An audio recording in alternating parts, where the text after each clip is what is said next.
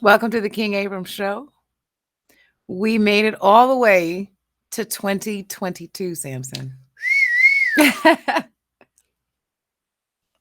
been doing this. We I think we mentioned last week that we've been doing this long enough to make a human. 9.5 We to have. 10 months. Yeah, it's been a minute.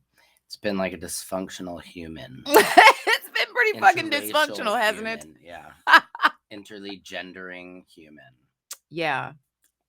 Well, I'm excited to be here. It's a new year. I had a rough start to the new year, as some of you know. Samson, you certainly do. My mother passed away just before Christmas, and then New Year's Eve. Boy, was I sad and lonely. It was one of those New Year's Eves. And then the next day was my birthday. On that day, I turned 47 years old. Dang. It was almost hard to get this 7 out. Did you know? 7 out. I'm 45, so I'm right behind you. You little youngster. You too, Sam. I mean, come on. You have to in this business, don't you? Yeah. Well, I fortunately, knock on wood, I've got some kind of not to be condescending or in any way vain, but I've got these genetics that won't quit. Yeah. My dad looks really young. He's like 74, I think. Okay. He looks pretty young. I heard somebody say yesterday if a woman makes it to being fine at 40, she'll be fine forever. Yeah, I think I posted that. The guy was like, was that you? If she fine at 40, right, that woman gonna be fine forever. Right. Yeah, and I think there's some truth to that, but at some point it all goes out. Yeah, I mean, that's what I tell my wife that all the time. Like, not to her, that, hey, but it is fleeting, you know what I mean? Yeah. Like our beauty. I mean, I'm 45 now, and I look at it almost as like, hey, I feel like I'm in my prime in some sorts. And in terms of you're able to do kind of pretty much whatever you want to do. You're a fully, adult to make your own decisions. But yeah, you might as well get that sexy out right now because it's fleeting. When you're 50, your face starts to sag. Somebody asked me actually the other day if I do Botox, and I was like, thank you. And I don't. This is a la natural. I've only had one procedure. Okay. And you know which one that is. Right, your elbows. Right. The titillines, as they call them in some languages. I got pretty decent elbows. Yeah, some good. You know what I found out actually? Yeah. The dry spot of your elbow is called a weenus. Isn't that funny? My wife loved that word, weenus. Weenus? Look it up. Yeah. Wait, the dry spot on your right here? Mm-hmm. That's the weenus. That's kind of weird, isn't it? Yeah, oddly, there is a similarity. Mm-hmm. To a penis. Oddly. A raging boner. That's what that is. A raging boner. Jesus. It is. Hell, what? When I was in middle school, kids would make, as an anti-Semitic remark, they would do this. Can you see it? Like a nose, a big Jewish nose. Isn't that amazing how creative kids were? Oh my God. Mm-hmm. But they would do that like... And then when did you figure out that's what they were doing? Pretty quickly, because I was the only one like, hey, wedge. And they do that because I think I told you that the kids got so creative. They were calling us Jude, Jude, this and that. Kike, that's another slang word. Kick you, kike you. Yeah. And then watch it, Sam. No. And then in a whole song Michael Jackson did. That was that's right. Yeah, kick you, kike you, and something like you. I don't know. Yeah. Oh, that's right. Right. I don't know I think he was trying to say something positive. Not sure. Yeah, no, I mean, unfortunately, that's the world that we live in. That's the king of pop. Though. Yeah. But so after saying Jew for so long, we went into the school and complained, and these kids got so creative, they started calling us wedges, which is Jew spelled backwards, W-E-J. Oh my God. Yeah, so it's pretty, I mean, not like, no woe is me. At all, but it's just goes to show you traumatic either way. I mean, especially as a child, because you really have no frame of references in terms of what other people are going through. And right. So it's and these kids were like hating on us for being Jewish, and they didn't even, it wasn't even anything they cared about. It was just something something they had learned, most likely. That part too. Yeah. But you see how like any racism or whatever it is. It's all learned. It's all learned. And it spreads very quickly. I don't know if I've told this story on stage. It's always hard for me to remember if I've told stories on stage or here on the podcast. Right, or to somebody. Since we've been doing this podcast for so long now. A baby. Yeah. But when I was 11 years old, I was sitting in the back of the math class. And typically I was sitting in the back of the room, by the way, in North Carolina schools. Like, they did that. Niggas was in the back. Like, we were... We were in the back. And so there was a white girl right behind. You said it, I didn't. That's what was happening. And so now that's crazy, though. It is. But, that's just I'm not... Especially in the South. It's just... Right, but that's... Yeah. Yeah. Yeah, there's a whole other, piece to that dynamic. Sure. Like, kids were just getting in trouble for no reason. Me and my peers, whatever. So there was this little girl. We were both 11, I imagine. And she was sitting behind me. And she was my friend, as far as I knew at that time. Mm-hmm. And she tapped me on the shoulder, and I turned around towards her, and she says, "Hey, listen," this was before class was starting, so we had a few minutes still. And she was dead ass serious. She goes, "Can I ask you a personal question?" And I go, I just feel like I know where this is going. Okay, sure. She goes, like, "It's really personal." And I go, "Okay, go ahead." And she goes, she looks, and then to the right, and it's, "Do you have a tail?" Wow. Yeah. I think the same stereotype exists for Jewish people too. All kinds of stuff. I think we have tails. What are you guys? Tails? I do actually. The funny thing is, if you look at, you have one. It's weird. I don't. It's weird. Can you move it independently? Yeah, I can like fuck with finger. It. Yeah. When I get tired with the reel, I just switch to the tail. It's crazy. And the funny thing is, like, when you look at the research, if you look at like human tails, there's like 6 cases that I could find, and 5 of the 6 were white people. Right. Let me find out. Yeah. That's what I saw. And then one Indian little Indian boy. I saw the funniest meme today. It was I forget what it was, but it was like, how did these people colonize again? Because there's like white people just on the ground, and like, oh, it was at a marathon, and there's like, the black people are standing up like they're good, and the white people are on the ground like. Wait, I'm confused. It was a let me try and get out of this. Well, no, it was a meme. Something you saw. It was, yeah, of course. Okay. So you didn't make it. 2 words. for the record. 2 words. Wait, I just got confused. No, it was a meme that was basically saying, how were they able to colonize black people? Because, and the meme was of a marathon where everybody had just run it, and the white people were collapsed on the ground. Right, because they could, like, how, right. Yeah, okay, so that's what I heard. Yeah. Right, when you said how could white people have colonized, I thought because maybe it, they are. I wouldn't say they were inferior. That would be pretty heavy. I mean, a little bit, but yeah, from a sports, but it was, no, I mean, we are. There's no. I mean, that's not. A lot of people don't like to talk about. Well, that. the answer to that question is by killings. Unfortunately, yes, that's unfortunately by killing. Yeah, no, it is by killings. Same way. Yeah, it's white people have been great throughout time with just jumping a hole. It's been a very traumatic historical event in this world. But I mean, I guess we can't do anything about it right now. Well, I think that we don't know what to do about it.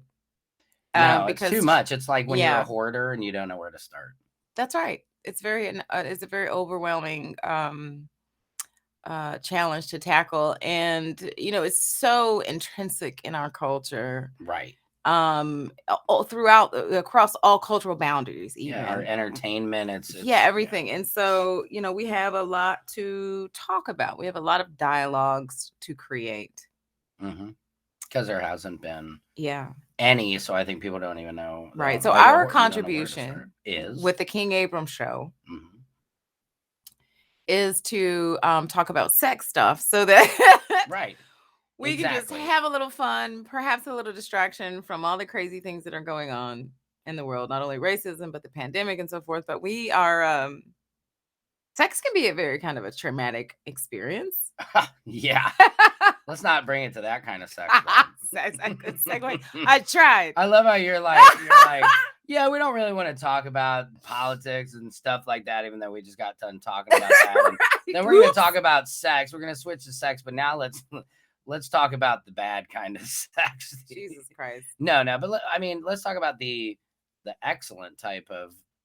I mean, the best part about sex, I think we hit on that last week, was that it is euphoria.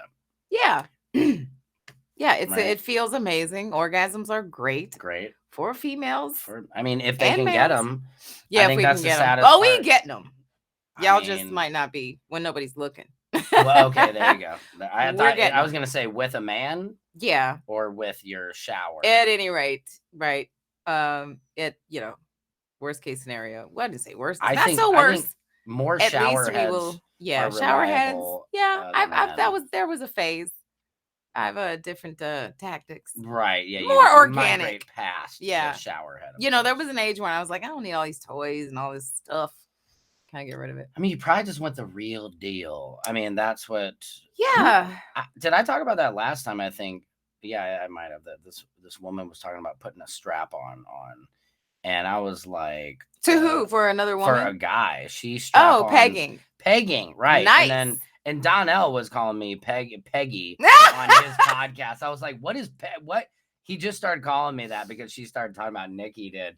And I was like, what the hell is pegging? So I'm Googling and I was like, whoa, no. I'm not a Peggy.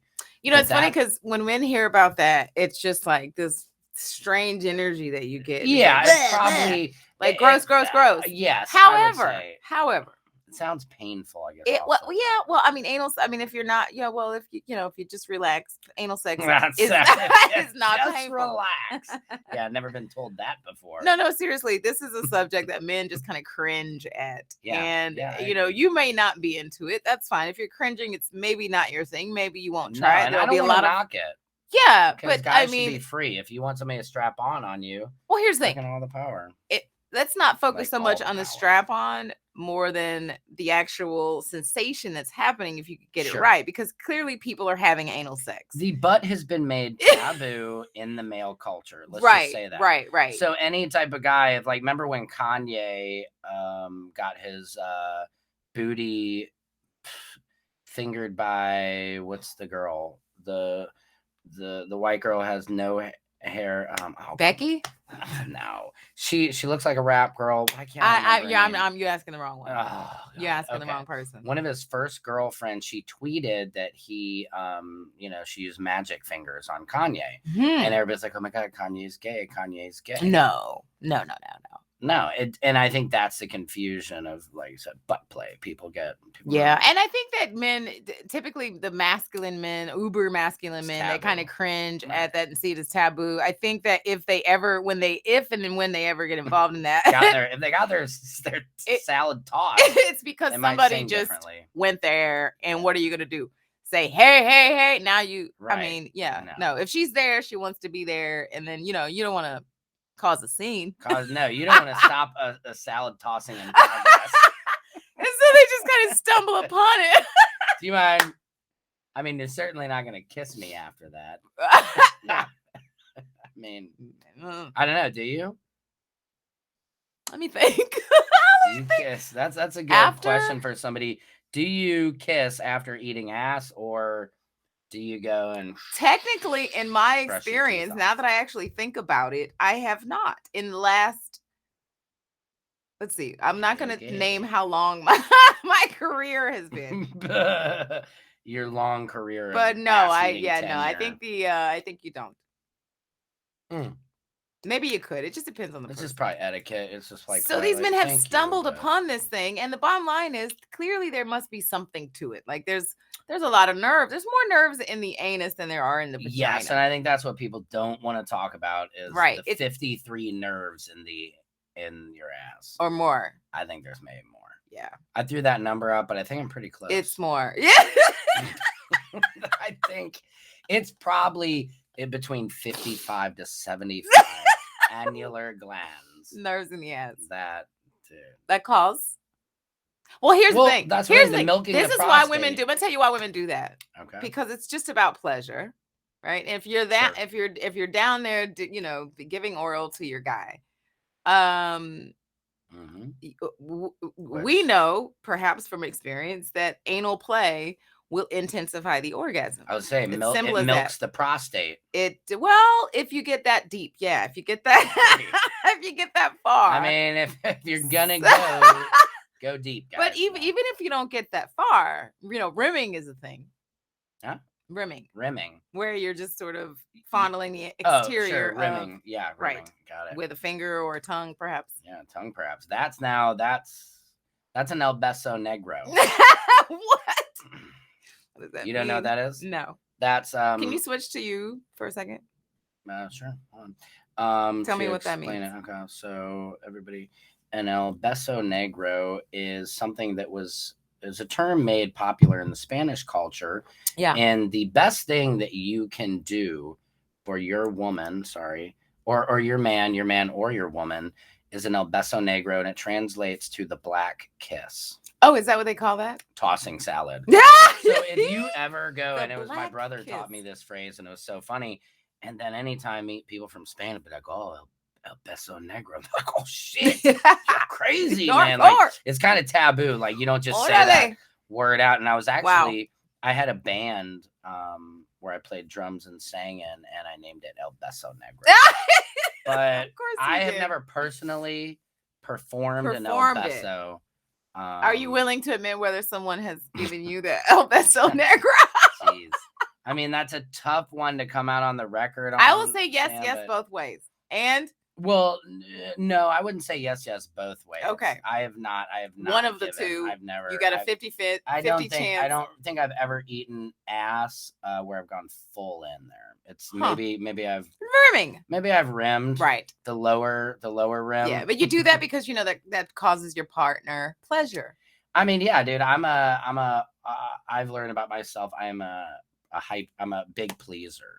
So it's like I would rather see a woman orgasm, not than me have an orgasm. Of course, I'm like, hey, you know.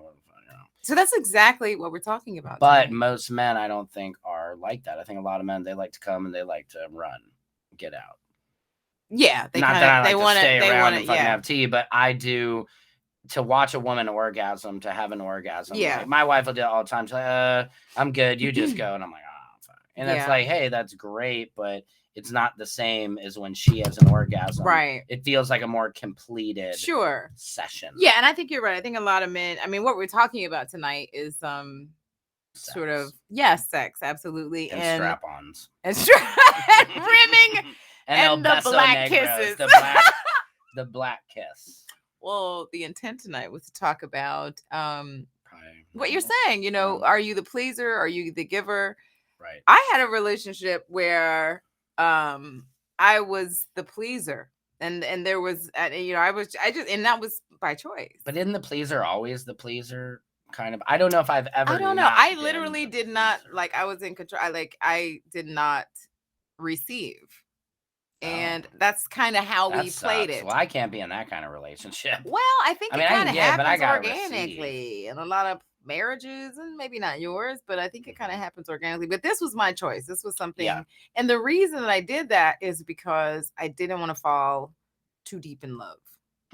I thought if we limited this thing, then maybe, you know, we did a lot of other creative things other than intercourse. I get it. Yeah. Once the sex happens. Yeah. It just goes one way or the other. Yeah. And so that was my weird logic. And then, of course, I learned eventually that was just ludicrous. I mean, no matter what we're doing in bed, for females, especially because we're so emotional, you know, often that love emotion starts in our fantasy. And so whether, you know, you're just doing whatever you're doing, you're imagining emotions, and I ended up falling in love anyway. That's so weird because guys, when they have fantasies, there's not really love. Not at all. No, we have a whole backstory. It's like, yeah, we have like, oh, that's Jimmy. Like, this nigga gets divorced and calls me at 2:00 in the morning and then shows up, and I start my fantasy there.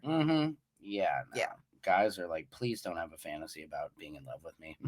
Right. You know, they're just like, want you to, you know, like something physical and leave. Yeah. Or, you know. So I have a section in my book. Section. A section. Yes. Called blowjobs versus intercourse, which I'm going to read in a second, but I want to kind of set the whole idea up. Can I just say both? Or well, I'll take both. Well, it's sort of in the one leads to another. one leads to another. It was the spirit of trying to describe this odd relationship that I had with this man who I basically told to lay down and let me do all the work. Sure. Right. And that's how I wanted it. That's how I sort of controlled it. And then for a while, and then when I wanted to try and expand, it was like, bitch, what you been doing this? Bitch, you been sucking my dick for X amount of time. Right. So what the fuck were you thinking? And then that's my lesson that I learned. What the fuck was I thinking? But I wanted to read this section. And not a terrible thing. the thing is, I think that even in my more normal relationships, like even in my marriage and more serious relationships, I always end up being the pleaser. Right? Yeah, I probably do too. Yeah. And so I think what would happen with me and the guys that, I certainly loved and certainly love to please is that there might have been a selfish element that said, I don't have to do anything with this one. Or it might have been a combination of that plus perhaps she just likes to be in control. So I don't really know what to do. But did the guys please you back?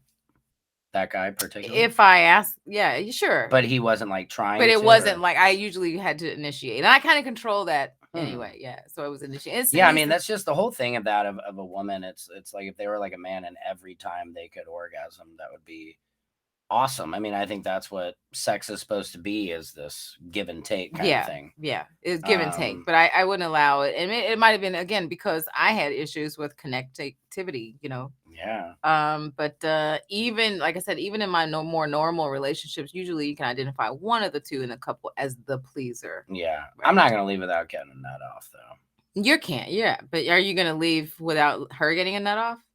Sometimes. Yes. I just did. No. I'm out. No, but yeah, I mean, if you're, but ideally, I think, and we know that as women too. It's like we're not going to always say, go down on a woman first. Yeah. That way, you've potentially made her orgasm a time or two. Yeah. Okay, if you know what you're doing. Sure. You've gotten her off twice before you've even gotten to sex. So that way, any failures you've already accomplished for her what you need. So then if you out of the excitement go early or whatnot, boom. But then you have sex. I mean, I think it's way better. You know what I mean? Like, because then you feel more, you feel better about it.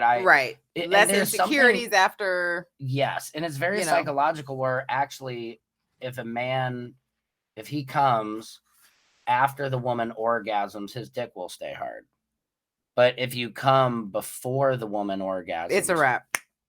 Yeah, you better get yours. So weird to me how that will happen. Like, it's so psychological, and it just, for the most part, I'm pretty good stamina wise. But every once in a while, you'll be too excited, or you'll be thinking about something, and oh shit, honey, or whatever.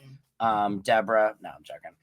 Who? My side piece, I was like, Deborah. No, I'd never. My side piece would never be named Deborah. So I wrote a book called The Complete Player. I love that book. And a few friends of mine think that it's a guidebook to become a player. And the funny thing is that wasn't my intention, but it may very well be, just because it's a book about sex, love, and lust, addiction, and self-worth. And it is. I use a lot of personal anecdotes to explain this user-giver relationship that happens and all the neurology involved within that. So what is your brain really doing when you're being used, when you're using people, when you're having sex, experiencing lust and affection and love and so forth? And so I'm going to read an excerpt from my book, page 157, called Blowjobs versus Intercourse. Now, it's a very short section. Right. In fact, it's less than a page. It's a great title name, by the way. The title of the section? Yeah. Chapter name, sorry. Yeah. Blowjobs versus intercourse. This would be actually in chapter 69. 69. Close. Chapter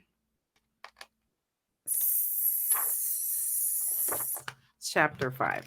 Okay. Yeah. Okay, so we have blowjobs versus intercourse, ladies and gentlemen. Choose wisely. I chose blowjobs and still ended up brokenhearted. My player and I didn't regularly have intercourse, and I liked it that way because instinctively I was terrified that if we had, I would have fallen even deeper in love, right? Intercourse is certainly very connecting and emotional for the female. However, according to my calculations, so are blowjobs. The problem with most women is that fantasy is where she entertains all of her hopes of mutual love, whether she is engaging in intercourse, oral, strictly hand jobs, or in her mind, strictly hand jobs. In her mind, she is likely making love. Let me read that sentence again. Whether she is engaging in intercourse, oral, or strictly hand jobs, in her mind, she is likely making love. In application, deciding on whether to administer blowjobs or vagina is like an alcoholic deciding between beer and wine. Either way, you're going to end up getting drunk. Blowjobs, hand jobs, intercourse, anal, voyeurism, mutual masturbation, kissing, or whatever else you decide on. If you are falling for someone who is using you for your body parts, you're in trouble. Safely, the question then isn't between your upper and lower levels. It is more appropriate that we can settle on the term sexual activity, which appropriately includes all of the above, right? This implies that it doesn't matter what type of sexual activity. Should you choose, you are agreeing to share an intimate moment with someone who devalues you. So it doesn't matter what you're doing, basically. For the female, namely. Oh, got it. Yeah, but yes, because men can have very physical interactions. That makes sense. I was like, really? But okay, for the female. So a female could be jerking you off, and that could feel very connecting. Yeah. Yeah, if she has feelings for you. Right. It's going to be the best jerk off. Yeah, ever. She's there to please you. I mean, unless she knows how to jerk off. Hey, right. Ow, okay. You're burning. It's like, is some girls Indian burn shit, dude. Well. That's when you got to like. Indian burn you? Jesus, hell. I mean, I've heard a lot of people say lately, so that Billie Eilish said that porn ruined her life or something. And I can understand, I guess, where men have the wrong idea of sex if they're just watching porn. Yeah. Because you find it's not, that's right. Yeah, don't murder my vagina. Don't murder. Right. Don't tear it apart. We don't want any of that. Well, and I think I saw an article about some women were talking about that, the whole dialogue of murdering. Yeah, it's a little nutty. But when you watch these, the problem is you're talking about the last 30 seconds of sex.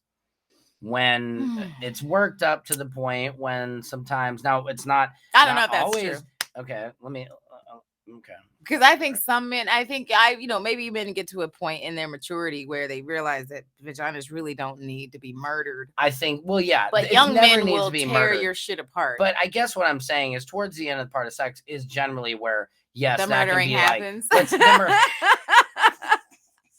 it's only the last second. Yeah, is where like Ali Wong made this great joke. She said, I just want to have, nice, lead into it and then get to the rapey stuff. Like where she's like, fucking bash my head on the headboard, pull my hair. I mean, it like goes, a little bit of that. But there's a lot of warming up that a female has to get to. And I think the problem is in porno tells guys, let's go straight to the pound down. And so women are like, ow, like it's we nothing just like got that. started. It's nothing like you're in pound down sesh where it needs to be in. That's what I was saying. Like, go down on the woman first, do something slow, sexual that is getting her fully relaxed, fully open to taking you on. And then after, it's a leading into it. But I think that's the problem. Yeah. And I've certainly done this. Women in porn are using lubricant.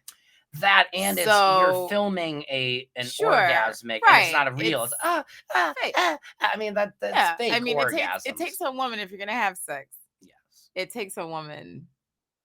It varies, but 20 to 40 minutes, depending on what you're orgasm, doing, just to even get lubricated naturally. Right.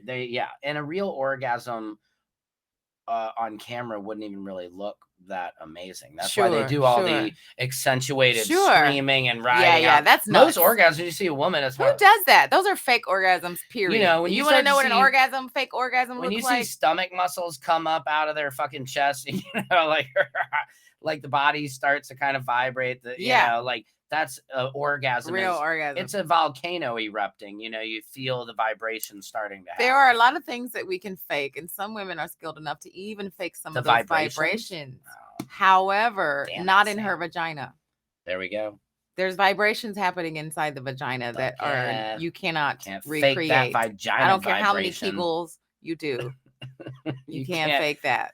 The vagation. Yeah, her vagina changes and her clitoris changes. Just like it's like a tiny little penis. It does all kinds of stuff. And I think it's being able to identify that or care enough to get to that point. Care enough. Yeah. That's the problem with a lot of men. It does take 45 minutes or so to really please a woman. Yeah. Not always. Some women are different. They can get right there. No, 20 to 45 minutes for her to even really get well lubricated. There you go. So you gotta flirt with her. You my gotta life is slow, man. I mean, it's like, you gotta. There's foreplay. Yeah, nothing like in porn. And I think that because of this whole porn, I mean, that's usually what young men. That's not in fact, I read it. More old men because young men can. Well, young men, that's where they get their ideas from how to have sex. Right. That's where we learn. Now, I think here's one thing I will defend porn: sucking dick. If you're not sure how to do it, watch porn because that is something. That is something correct. I'll just say. That is correct. Maybe sex, it's not always the same, but sucking dick, yeah, hey, man, you can't go wrong with learning. Well, because it's a different kind of dynamic. Because also, we were talking a second ago about how the man approaches sex, but you guys are learning how it's supposed to look to receive oral, and so those images, and you're very visually stimulated, so those images, so we're expecting that if we hit those images, oh my god, she's looking at me, oh she's doing one of these things. She's not like and like acting like she's into it. Yeah Enthusiasm is everything. I mean, whether if I'm going down on someone, if somebody's going down on me, it is the enthusiasm at the end of the day that wins over. You could have some beautiful woman, perfect model, who's the hottest person you think, and then somebody who's, I got standards, still pretty hot, but not that hot. But she loves the freaking. She loves to do it. Like, that's hot. Choke on this shit. That's very arousing. The other girl's like, ooh, coming like, ooh, yeah, ooh. Okay. Oh, you got it on me. Oh my God. Right. Instead of the girl who's like just all into it. Sure. Like what where'd that go? Yeah. And the funny thing is, where did that shit go? Where did you put it? Wow. You ate all of that?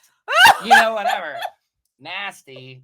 Overshare, Sam. And then now you're hooked. But I mean, there's a big difference and if you want to have a marriage last, this sounds terrible. but either good sex and or a wife loving to give blowjobs. Yeah. You know what I mean? Or a woman who loves, and not freaked out about cum and that one of the like, blah, blah, blah, blah, blah, because that's what guys love. That in my opinion, is the determinant factor to whether a woman is good at oral.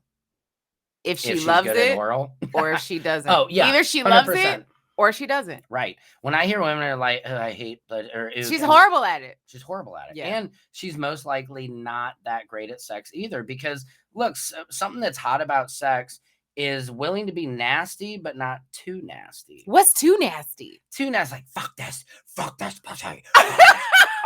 Oh my God. Too nasty? Yeah, like is that too nasty or is it too loud? Like, okay, that's too much. Too loud?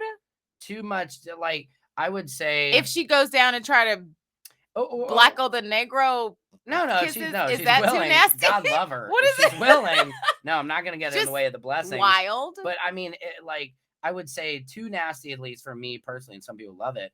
People who are talking, but it's so nasty that it's kind of like you do this way too much.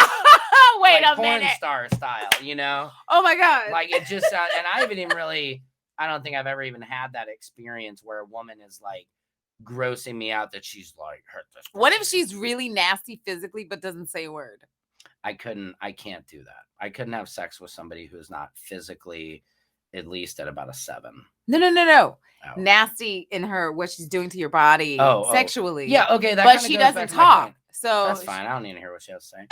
She's mute. That's cool. But I mean, it's something about the nastiness. Okay, say somebody's willing to perform an El Beso Negro on you. Can't be too mad at that person. Sure. Jesus, like if you're willing to. But she's not crass at all. But she's really like spitty, uses lots of tongue everywhere, and just nasty. That's good. Yeah, like why say that's not hot. Bad. That's hot. Hilarious. Yeah. But if she is just like your asshole, like over dinner. Like, she's just like, oh, you smell that? That's terrible. God damn. You awful, smell Sam. that? You smell that at dinner? That's crass and nasty. She'd have to be so hot to be able to pull that off. You'd be so hot to be able to say those words and not have me puke up on my steak and lobster. Hilarious. Well, I think that was pretty. Well, I'm one of those to that put a really... button on that one. Was that my exit? I'm gonna keep going. No, I think you should. I'm one of the ones that loves to please that way, and so the funny thing is, I have this please that way and what orally. Oh, sure, yeah, right. No, I mean, there's no more intimate kiss than being able to. How about the people that won't kiss you, but you'll like you can eat their pussy, or you can suck their dick, but like people don't like. I feel like people don't kiss a lot. Some people aren't into it. Not weird though, kind of. Some because people, I don't know. I mean, different. Kissing is actually the most intimate thing. Is it? I think so. Well, it depends on how you see it. It's weird. Maybe to me. I mean, like it can be. It depends on how you develop the rest of the relationship. Really, in my opinion. Right? Yeah, it's interesting. It depends. Yeah. Like my wife and I do not just make out that often. Of course, we'll have sex, but it's not. If we're kissing, it's more intimate because, like, oh, we're. I don't know. It's a weird thing. Like, right. I don't know.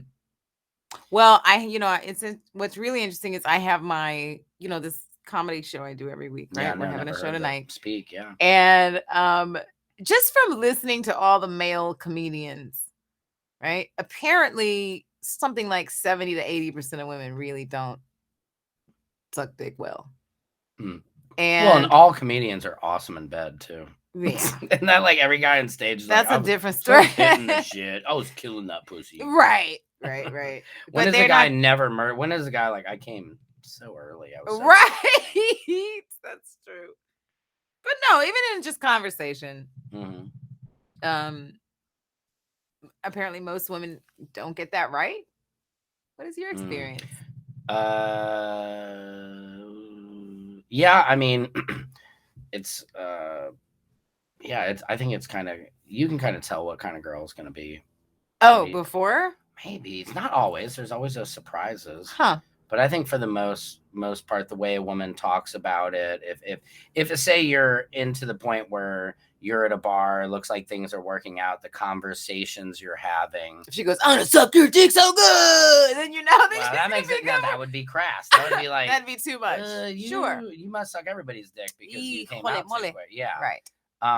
But yeah, it's just there's something so hot when a girl is really into and I'm like, I hate to say it, but a man going down on a woman, there's a lot more to deal with than a woman just dealing with a dick. You know what I mean? Dick, you're all on the outside. You know what I mean? Like you're all on the outside, where a guy is getting all up in your shit pretty much. You know what I mean? Like it's a totally different dynamic. It's a totally different dynamic, and then even some women don't even really enjoy that. Yeah, it's right. Sometimes you're wasting your time. And I find a lot of guys will overcompensate by trying to eat a girl like, I eat the best pussy, because they're not. Here's the thing about that. Most guys get that wrong. Okay, go ahead. I feel like most guys, and then maybe it's a consensus. I'd like to sort of what do they get wrong? Going down on women. Oh, they don't do it right. They're doing it wrong. Oh, of course. Yes. Yeah, I heard the old one, do the ABCs with your tongue. Yeah, there's maybe. Yeah.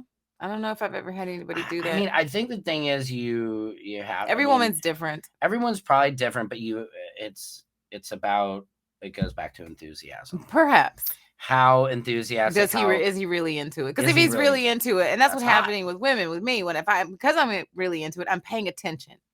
And women are all nervous about, does it smell? Does it taste bad? We are? Can I say that for women or not? Yeah, some of them. Okay. I never. Okay, struck a chord here.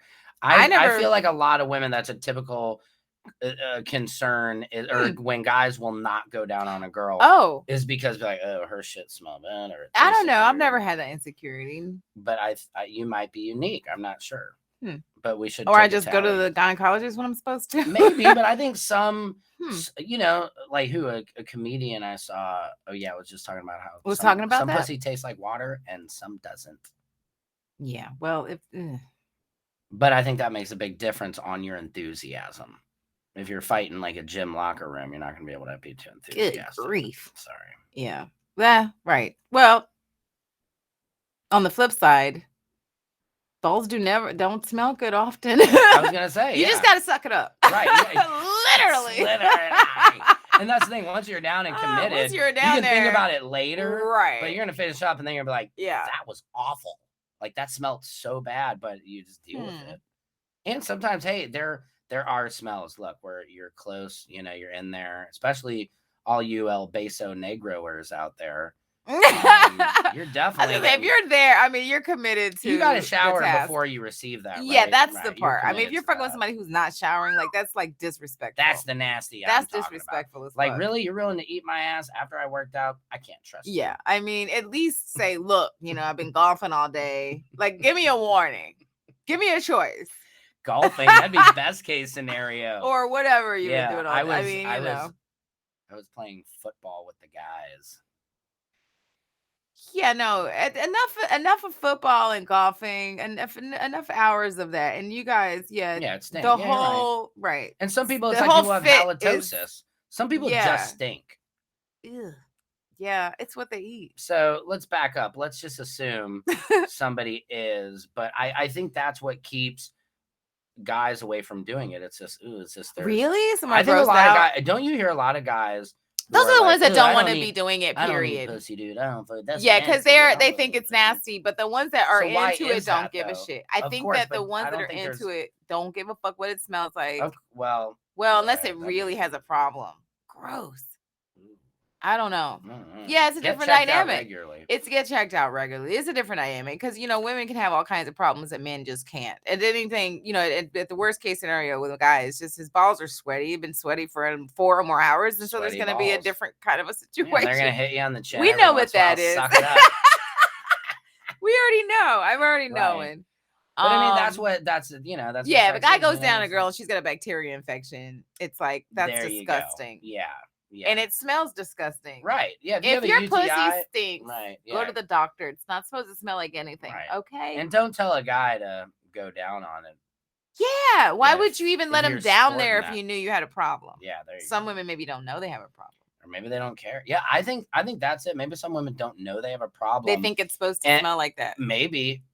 I mean, that is a stereotype. What is the stereotype? If you had to say, what does a woman's vagina smell like? Nothing. Stereotypically. Okay? Nothing. In a perfect world. It smells like nothing. Tuna fish. No, it doesn't. You've never heard that stereotype? It's not supposed to. Of course. I'm not saying that. But I'm saying the stereotype. Have you ever heard that? Like Biggie goes, joke, my pussy stinks. Yeah, she'd be like, ooh, my, that cat food, it smells like it smells like bad vagina. Right. We've heard it. Yeah, we know that everyone knows. We're all familiar. But I don't know where that, maybe it isn't. And maybe guys have been scared and they created this misnomer that women's vaginas don't smell good, and that's deterred men from going down on women. So no, sometimes they don't, I guess, and then they're not supposed to not smell good. They're not that came from somewhere. It's because women, I think, exactly. No, otherwise, yeah, I think it should be. You should be pretty good to go. Get a towel. You might get a little messy. Service announcement. You need more than a towel. You need antibiotics. You need to get your ass. Oh, right. No, I meant with the good pussy though. Oh, the towel. Right. The bad pussy, get a towel, an Alka-Seltzer, and some goddamn antibiotics. Man, I think we're really what the fuck? We're teaching men to really get down more often. We're talking about oral sex. Let's bring it back around. And the difference between men going down and women and vice versa. Mm-hmm. And there's different dynamics. And if there are some hangups about men going down, I imagine that smell would be one of them. A big one, of course. Yeah. I knew it. I mean, what do you do if you go down and it smells like fish or whatever it's not supposed to smell like? Do you go, do you need to go take a shower? Or no, I mean, what do you I'm say? not, it's not you like just I'm go for it? I'm not out really fucking like that like that. So I can't fully, I can't say, oh yeah, I'm telling people to go shower. But I do have a good friend of mine who is single, and he actually told me one time he will get back from the club and tell women like, hey, you want to take a shower? And I was like, really? You do that? Like, and they'll both get into the shower. Right. He says that's a way to give her a chance after I'll get all the club juice off. Right, the club juice. But if she's got a problem, if she has a bacterial infection, the shower is not going to help. Work. Right. So if you shower her, you just showered around the bacteria. Sounds so bad. Yeah, and it still smells. Then yeah, it's not supposed to smell like anything. But I think that's why if guys cared about pleasing a woman a little more, I think they would get into that. There'd be more. It's like playing the slots. You never know when you're catch a bad kind of. And I think more women would be more promiscuous if they had orgasms more often. I think the problem is most women end up having a not so great experience by a guy who's maybe a little too aggressive, drunk, maybe fucking bust a nut, and then he's out, and it's just awkward, weird. They don't end up feeling good about themselves. So I think that's why it doesn't permeate into society. If guys were doing what they needed and like pleasing women, they'd be out there like, damn, these guys are maybe getting nuts off out here in these streets. Maybe we should do that. Chance. Yeah, I want to do that. Yeah, right. And then also, if the cultural stigma wasn't there, right, that a woman have to suffer, I think you would see a lot more. Right, you would see a lot more openness or honesty. Same with strap on. If there was more, that's how we started this conversation. If there was more, if we were more open to all sex, or if there wasn't something was gay or wasn't whatever, straight. We don't have to go all the way to strap on, but even rimming or just any kind of anal play, male anal play. Sure, or really whatever you're into. If it's consensual, no one should have a problem with it. Yeah, your bedroom. I don't care if you want to put on high heels and have somebody choke you out and call you Mary. Whatever you're into. Enjoy yourself. Yeah, enjoy yourself. In fact, I'm not a very, I would say religious. I'm not a religious person. There was a time when I was. But the Bible even says in Hebrews, it says the marriage bed remains undefiled. And so you can choke a bitch. No. Translation, as long as you're married. If you're married, thou shalt choke your wife if literally she's into it. Rape was they're like, yeah, you can rape your wife. It's but again, I think that goes back to whatever you're into is right, okay. But if a male could not get in trouble for raping his own wife. Yeah, that's kind of crazy. That's crazy. But I think it goes back to this lack of male trying to please a woman or have care for the woman. It's more a selfish, like, you please me, the woman, you don't talk, you're my wife, you do the dishes, you have my kids, the very traditional way of thinking. There's no way to create an orgasmic sexual relationship with a man who doesn't view you as his equal. Yeah. The funny thing is I got accused of rape twice. Okay. And then you laughed after that. Swear to God. Wait, what'd you say? Well, twice. I mean, technically, I got accused of rape. Accused of rape? Sort of. Well, my, yes. I got taken advantage of by a woman. I drank a whole 2-liter of Purple Passion. No. It wasn't anything like that. I was married once, and then we had a fight, and I pretty much forced my husband to have makeup sex with me. Oh, okay. And we were laying in bed, we were trying to talk about it. He was in a bad mood, and I go, let's try and have sex. We've never done makeup sex. Let's try and have sex and see if that worked. So I just got on top and I did what I had to do. And then I don't want to divulge, but yeah, it was like I felt like I was raped. That wasn't rape. Yeah, I don't think so. And then the other time, everybody out there watching is just watching Sam tell that story, and they're like, "Boo hoo!" Boo! I know. Yeah, boo-hoo. come get over it. Come rape me, Sam. That's what they're saying. I mean, that's the difference of a guy to a girl. And then the other time, I was on stage, right, and this comedian. It was really an intimate environment, right?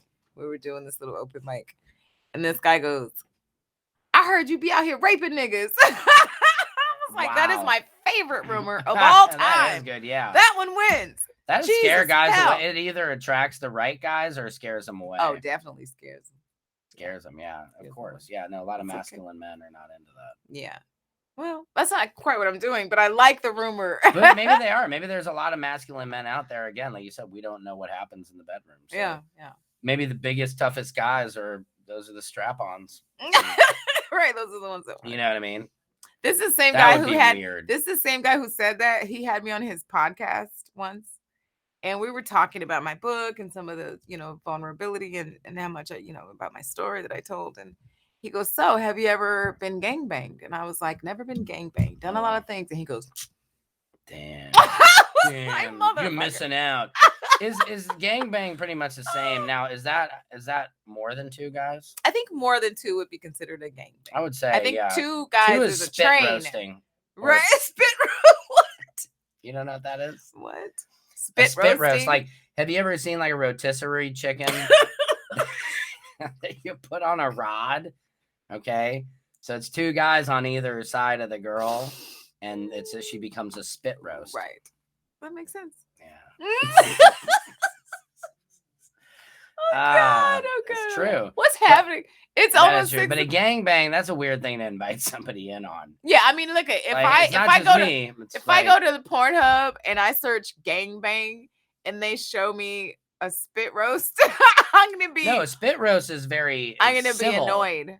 A spit roast is civil. I'm gonna search again with more descriptive words. No, gangbang. Lots of guys. Gangbang. Lots of guys. Or waiting one person, whatever. Creepily, like for the other guy to finish, and then it's my turn. I don't know. I saw one where there were 50 guys and this one woman once. Oh my God. That's like when you're trying to set world records, which I can't. Yeah, I think that's. I couldn't stop looking. But there's nothing to me. There's nothing hot about the idea, or I'm not comfortable. Let's just say sexually to be one of those guys, or with another dude just sitting there, just waiting. I've never been a big like. I'm not a big spit roaster. You know what I mean? To where like I want to be bumping knuckles with another dude, or like, hey, you want to switch, and accidentally your skin rubs. Yeah, like, right. Like I would much rather 2 women over try to tag team someone. Yeah. Just me. But some women. I don't think I would ever want to be. I would just want to kind of stand in the cut and watch it all. I don't care what's happening. Like if there was gangbanging happening, I don't care what the numbers. You're one of those corner jerkers. Yeah, the be creep in the corner. Yeah, you turn on lights. Like, I didn't want to watch that. Like Samantha's there. I don't want to participate in that. Yeah, I mean, I'll check it out. I guess. Yeah. I don't know. That'd be kind of weird. Nobody's ever as hot as you hope they'd be. It doesn't matter. I don't care. I want to see it. Okay. But that's just. She wants to see the gangbang. She don't want to be in it. No. Yeah. Fair enough. Hey, what an amazing show we just had. It was. We figured out that you just. I think we taught some people something. Oh, I'm sure. There was a lot to pick apart in this one. Yeah, I think the people were interested. What will be when because we're recording live. We're not streaming right now, but by the time they watch. Nerves in your butt. A lot of people didn't know about that. But then you estimated it a little further. 75 to 78. Depending on how deep you get. Let's just say when you get in, middle ground, you're getting about 50 to 55. Yeah, I think you gotta go a little ways to you'd mentioned the prostate. I don't know. That Can takes you hurt a little somebody? That takes a journey. It takes a little journey. I think that's where I would have a little reservations is can you hurt someone? It just seems like I don't know how far you go before now I can't take a crap anymore because I let Janet strap on. Or maybe it just makes it a lot easier. Like now I have colon issues because Sharon strapped the black dildo on me and I was drunk and I gave in. Yeah. Well, And now what? Yeah. I don't know. There's issues. But I'm guessing there's a whole population of people who, do that on a regular basis. Right. And they're not, and they're fine. They're living to ripe old ages. If I ever do it, I'll film it and we'll stream it right here so we can really. On that, I think we're just gonna hold. We're gonna hold you to your promise, Sam. Yeah, hold my hair to that promise. Well, what a show! Wow, we went in a whole hour. We actually did this. Oh, did we? We sure did. It's almost 6 o'clock. The whole 54. Yeah. Yeah. And we're winging it. So we're doing something different, guys. Mm-hmm. Dr. Brian King is going to be unavailable for a few weeks. As some of you know, he mentioned that he was moving from Dallas, Texas to Canada, him and his whole family. And so he's going to be unavailable. And when that happens, of course, our producer, Samson Crouppen, fills in fabulously. That's right. Fabulously. And we usually have a little bit, of hectic fun. I think you could call it that. when we do this. And so yeah, 2 weeks in a row we didn't have a guest, and I'm totally cool with that. I don't mind having a guest every now and then. We were doing a guest every show, but we'll see what happens. It's been rough to schedule people over the holidays. It is. The COVID holidays. Too. Yeah, that part. I mean, we have Omicron that's sweeping across. Now we got the flu Rona. The flu Rona. Oh my God. I can't wait to see how people mispronounce that shit. Flu Rona. Yeah. Sounds like a good rap group or something. Florida. Yeah, Flo Rider, but Flo Rider. That's right. That's Rider. Flo Rona. You got that Flo Rider? I think I saw a meme I was trying to recall, but anyway, thank you for thank you reminding me. This was a great show. Yeah, it was. So yeah, listen, today's lesson: blowjobs versus intercourse. Neither matters. Go for what you know. You're gonna get caught up if you're gonna get caught up. And be enthusiastic. Be enthusiastic when you're going down on your man. If you don't want to be there, don't go there. Don't be there fucking up shit for the rest of us. Okay. And then if ladies, if you're smell your underwear every now and then, make sure everything's on track. Okay. And then if it smells bad, then you should go be checked. It shouldn't smell bad. Bars. It's not supposed to. Bars. It's 2022, guys. I wish you great sex and success this year. Put the pedal to the metal and get your grind on. Again, use all the resources that you have. This is going to be you can make this a better year than last year. Right? It's always the goal. But we have control. Bars. Samson Crouppen, thank you for co-hosting today and producing the show. Thank you. Don't forget to buy my book, The Complete Player. This is me on the cover. Again, this is a book about the neurology behind sex, love, lust, addiction, and self-worth. It's a very funny book, very academic and informative. And if you want to support me, you'll buy my book. You'll read it. You'll learn something. So it's a win-win situation. I appreciate you guys watching. This has been another case of the King-Abrams show. We out.